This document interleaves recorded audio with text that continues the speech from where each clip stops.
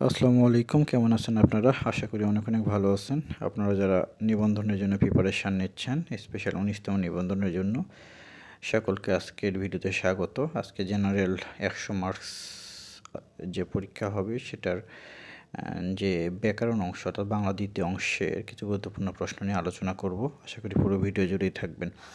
আজকে প্রথম প্রশ্ন, বাংলা ভাষায় স্বরবর্ণ কয়টি? ১১টি। বাংলা ভাষায় ব্যঞ্জনবর্ণ কয়টি? ৩৯টি।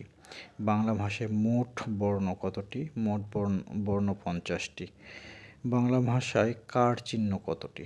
বাংলা ভাষায় কার চিহ্ন ১০টি। এছাড়া বাংলা ভাষায় ফলা কতটি? বাংলা ভাষায় ফলা ৬টি। আপনারা সকলে জানেন যে কার স্বরবর্ণের সংক্ষিপ্ত রূপ এবং ফলা হচ্ছে ব্যঞ্জন বর্ণের সংক্ষিপ্ত রূপ। এই প্রশ্নগুলো আপনার কাছে অনেক কমন এবং ইজি মনে হচ্ছে। আপনারা জানেন না, এটা বিসিএসেও এই প্রশ্নগুলো এসেছে। অনেক সময় ভুল হয়ে যায়।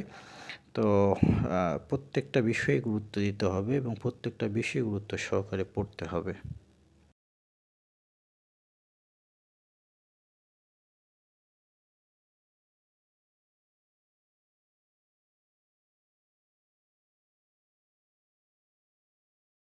পরবর্তী প্রশ্ন, বাংলা ভাষায় স্পর্শ বর্ণ বা বর্গীয় বর্ণ কতটি?